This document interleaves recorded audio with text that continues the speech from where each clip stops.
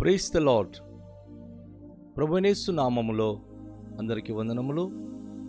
యేసయ్య మాటను ఈ కార్యక్రమానికి ప్రేమతో మిమ్మును ఆహ్వానిస్తున్నాను. ఈ దినము అపోస్తలుడైన పౌలు కొరింథీయులకు రాసిన మొదటి పత్రిక 8వ అధ్యాయము 7వ వచనం నుండి 13 వచనాల వరకు ధ్యానించుకుందాం. అయితే అందరి యందు ఈ జ్ఞానము లేదు. కొందరు ఇది వరకు విగ్రహమును ఆరాధించిన వారు గనుక తాము భుజించి పదార్థములు విగ్రహములకు బలి ఇయ్యబడినవని ఎంచి భుజించుదురు. ఇందువలన వారి మనస్సాక్షి బలహీనమైనదై అపవిత్రమగుచున్నది. భోజనమును బట్టి దేవుని ఎదుట మనము మెప్పు పొందము. తినకపోయినందున మనకు తక్కువ లేదు, తినినందున మనకు ఎక్కువ లేదు. అయినను మీకు కలిగి ఉన్న ఈ స్వాతంత్రము వలన బలహీనులకు అభ్యంతరము కలుగకుండా చూచుకొనుడి. ఏలనగా జ్ఞానము గల నీవు విగ్రహాల ముందు భోజన పంక్తిని కూర్చుండగా ఒకడు చూచిన ఎడల బలహీనమైన మనస్సాక్షి గల అతడు విగ్రహములకు బలి ఇయ్యబడిన పదార్థములను తినుటకు ధైర్యము తెచ్చుకొనును గదా. అందువలన ఎవని కొరకు క్రీస్తు చనిపోయినో ఆ బలహీనుడైన నీ సహోదరుడు నీ జ్ఞానమును బట్టి నశించును. ఇలాగూ సహోదరులకు విరుద్ధముగా పాపము చేయుట వలనను వారి బలహీనమైన మనస్సాక్షిని నొప్పించుట వలనను మీరు క్రీస్తునకు విరుద్ధంగా పాపము చేయువారగుచున్నారు. కాబట్టి భోజన పదార్థము వలన నా సహోదరుని అభ్యంతరము కలిగిన ఎడల నా సహోదరుని అభ్యంతరము కలుగ చేయకుండుటకై నేనెప్పటికీ మాంసము తినను. ప్రభునందు ప్రియమైన వాళ్ళారా, మన తోటి సహోదరులు దేవుని వలన మనకు అనుగ్రహింపబడిన దేవుని బిడ్డలు దేవుని దృష్టికి ఎంత ప్రాముఖ్యమో ఆ విషయాన్ని అపోస్తలుడు పౌలు మనకు హెచ్చరిక చేస్తున్నాడు. ఎందుకంటే విగ్రహాలు ఒట్టిది అని, విగ్రహాలు అది మనం నిర్మించింది అని, అది ఏమి తినదు తాగదు, అది ఎటువంటి సహాయపడదు అని సంగతి ఈ జ్ఞానము అందరికీ లేదు. ఎందుకంటే మనతో ఈరోజు ప్రభు యొద్దకు వచ్చిన వారిలో చాలామంది భయంకర విగ్రహార్థన చేసి వచ్చిన వారు ఆ విగ్రహార్థన అర్పించిన ప్రసాదాలు కంటికి హత్తుకొని ఎంతో ఇష్టంగా ఎంతో గౌరవంగా తిన్నటువంటి వారు, దానిని ఎంతో గౌరవంగా భుజించినటువంటి వారి మనస్సాక్షి ఒకవేళ మనం విమర్శిస్తే బలహీనమై అపవిత్రమవుతుందేమో. ఆ విషయాన్ని మనం చాలా జాగ్రత్తగా ఉండాలి. దేవుడు ఒక్కొక్కరికి ఒక్కొక్కలాంటి దృఢమైన మనస్సు ఇచ్చి ఉన్నాడు. మనం ఎప్పుడైతే ప్రభు అయిన యేసుక్రీస్తును విశ్వసిస్తున్నామో ఆయనే సృష్టికర్త, లేక ఆయన ద్వారా మనం కలిగిన వారము, ఆయన ద్వారా ఆయన నిమిత్తము ఆయన కొరకే మనం జీవిస్తున్నామని సత్యాన్ని ఎవరైనా గ్రహిస్తే ఏ రాళ్ళు రప్పలను ఏ విగ్రహాలను ఎవరు పూజించడానికి ఇష్టపడరు. వాటికి అర్పించిన వాటిని కూడా తినరు. ఎందుకు అంటే వారి హృదయంలో నా దేవుడు సత్యదేవుడు, మనుషులు అర్పించే వాటిని ఆయన తినడు, ఆయన పరిశుద్ధుడు అని వారు మనస్ఫూర్తిగా గ్రహిస్తున్నారు కనుక. అయితే భోజనమును బట్టి దేవుని ఎదుట మనము మెప్పు పొందము. తినకపోయినందున మనకు తక్కువ లేదు, తినినందున మనకు ఎక్కువ లేదు. దేవుని దగ్గర భోజనం విషయంలో మనకి మెప్పు కానీ లేకపోతే తక్కువ కానీ ఏమీ లేదు. తినినా ఏమీ లేదు, తినకపోయినా ఏమీ లేదు. ఎందుకంటే అది తినే పదార్థాలు. ఒక మనిషి పరిపక్వత చెందిన వ్యక్తి తను దేనికి ఇంపార్టెంట్ ఇవ్వడు, దేవుడికి మాత్రమే ఇంపార్టెంట్ ఇస్తాడు. అయితే భోజన విషయంలో శాకాహారి మాంసాహారి అని భేదాలు కలిగించి మనం మాట్లాడుతూ ఉంటాం. చాలాసార్లు శాకాహారి అయిన వారు మాంసాహారులకు కొంచెం దూరంగా చూస్తారు. వీళ్ళు జంతువులు చంపి తినేస్తున్నారు, రాక్షసులు వీళ్ళు అనే పదాలు వాడతారు. శాకాహారి ఆహారం తినేవారు మేమేదో పరిశుద్ధులు, మేము ఎలాంటి మాంసాహారి కాదు, జంతువులు మేము చంపము అని వారి యొక్క భావన వారికి ఉంటుంది. సో అపోస్తలుడు పౌలు అంటాడు, భోజనాన్ని బట్టి దేవుని నిద్ర మనము ఎవరు కూడా మెప్పు పొందము, తినకపోయినందున మనకేం తక్కువ కాదు. తిన్నా తినకపోయినా ఎవరికి ఎక్కువ తక్కువ కాదు. మన మనస్సాక్షి దేవుని దృష్టికి సరిగ్గా ఉండేటట్లుగా మనము చూసుకోవాలని వాక్యం మనకు హెచ్చరిక చేస్తుంది. అయినను మీకు కలిగి ఉన్న ఈ స్వాతంత్రము వలన బలహీనులకు అభ్యంతరము కలగకుండా చూసుకొనుడి. ఒక వ్యక్తి దైవికంగా పరిపక్వత చెందినవాడై ఉండొచ్చు, మంచి ప్రార్థనపరుడు, వాక్యానుభూతి కలిగిన వాడై ఉండొచ్చు.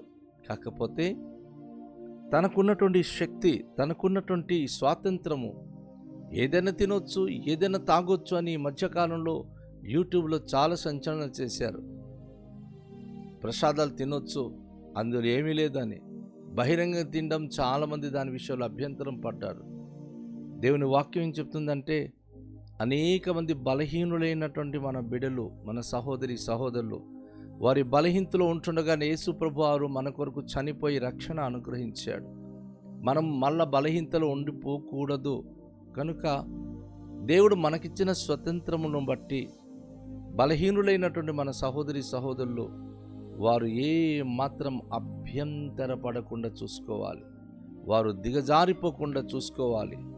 దైవికమైన నియమం నుంచి వారు తొలగిపోకూడదు.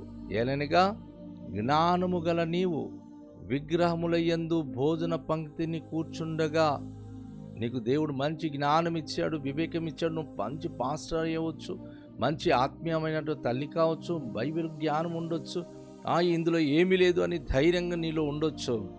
కానీ విగ్రహానికి అర్పించినటువంటి ఆ భోజన పదార్థ పంక్తిలో కనుక నువ్వు కూర్చున్నప్పుడు, ఒక బలహీనంగా కొత్తగా ప్రభువుని నమ్ముకున్న ఒక వ్యక్తి వచ్చి చూసినప్పుడు తను ఏమనుకుంటాడు, బ్రదర్ తింటున్నాడు కదా, పలానా సిస్టర్ పలానా దగ్గరికి వెళ్ళి భోజి తిన్నది కదా, పలానా విగ్రహానికి అర్పించింది వాళ్ళు తిన్నారు కదా అని ఒకరిని ఒకరు వారు ఒక విధమైన ఆదర్శం తీసుకొని బలహీనమైన మన మనస్సాక్షి కలిగి అతడు విగ్రహమునకు బలి ఇవ్వబడిన పదార్థములను తినుటకు ధైర్యము తెచ్చుకొనును కదా.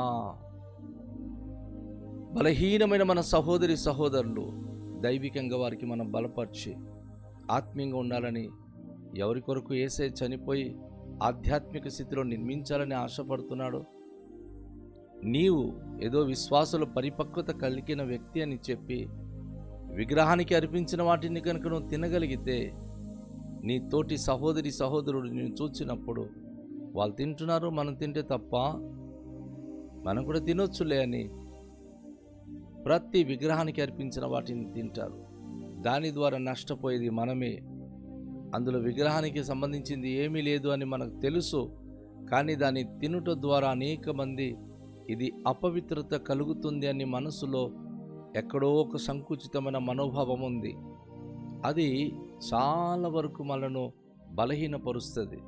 కనుక ఈ విషయంలో జాగ్రత్త ఉండాలని వాక్యం మనకు హెచ్చరిక చేస్తుంది. అందువలన ఎవని కొరకు క్రీస్తు చనిపోయేనో ఆ బలహీనుడైన నీ సహోదరుడు నీ జ్ఞానమును బట్టి నశించును. నీకున్న ఈ తెలివితేటను బట్టి, నీకున్న ఈ జ్ఞాన వివేకం బట్టి నువ్వు ఎక్కడైనా తినేస్తావు, ఎవరితో అయినా తినేస్తావు, అక్కడ ఏమీ లేవు అని చెప్పి ధైర్యం వెళ్ళిపోతావు. కానీ నిన్నే అనుసరించి నీలానే నడవాలనుకుంటున్న నీ సహోదరుడు ఆయన బలహీనమైన మనస్సు కలిగిన వాడై ఉంటే వాడిని కూడా విగ్రహానికి సంబంధించిన తినొచ్చు బాబు రా తిను అని అంటారా? తప్పు. విగ్రహానికి అర్పించిన వాటిని మనము తినకూడదు. ఎందుకంటే మనకు తెలుసు విగ్రహం పట్ల విశ్వాసం ఉన్నవాడే దానికి కంటికి హత్తుకొని తింటాడు. కానీ విగ్రహం పట్ల విశ్వాసం లేనివాడు దాన్ని అలా తినకూడదు. అది చాలా చాలా మనకు మనస్సాక్షి గద్దిస్తుంది, అది తప్పు చేస్తున్నామని. అయితే ఇలాగూ సహోదరులకు విరుద్ధముగా పాపం చేయుట వలనను వారి బలహీనమైన మనస్సాక్షిని నొప్పించుట వలనను మీరు క్రీస్తునకు విరుద్ధముగా పాపము చేయవారగుదురు. ఎవరైనా మన ప్రియ సహోదరి సహోదరులు కానీ వారు చూస్తున్నప్పుడు, వారు బలహీనమైన మనస్సాక్షి కలిగినప్పుడు వారి ఎదుట తింటూ, వారి ఎదుట మనం త్రాగుతూ, వారి మనస్సాక్షిని మనం నొప్పించి ఏం పర్వాలేదు, ఏం కాదు అనే భావనతో వారితో మనం దురుసుగా ప్రవర్తించి మాట్లాడితే, ఎవరి కోసమైతే యేసుక్రీస్తు ప్రభువారు ప్రాణాన్ని ఇచ్చి బలి అయిపోయి పరిశుద్ధులుగా మార్చి ఉన్నాడో ఆ క్రీస్తునకు విరుద్ధంగా పాపం చేయవారగుటట్లుగా వారికి మీరు ప్రేరేపిస్తున్నారు. మీరు ఆ పాపం చేసిన వారు అవుతున్నారు. ఎందుకంటే వారు క్రీస్తు కొరకు లోకంలో ప్రత్యేకించబడిన వారు.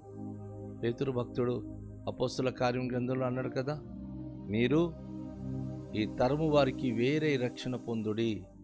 ఈ తరము వారు ఏ పని చేస్తున్నారో, విశ్వాస భ్రష్టులు జీవిస్తున్నారో అది నువ్వు ప్రాక్టీస్ చేయాలి.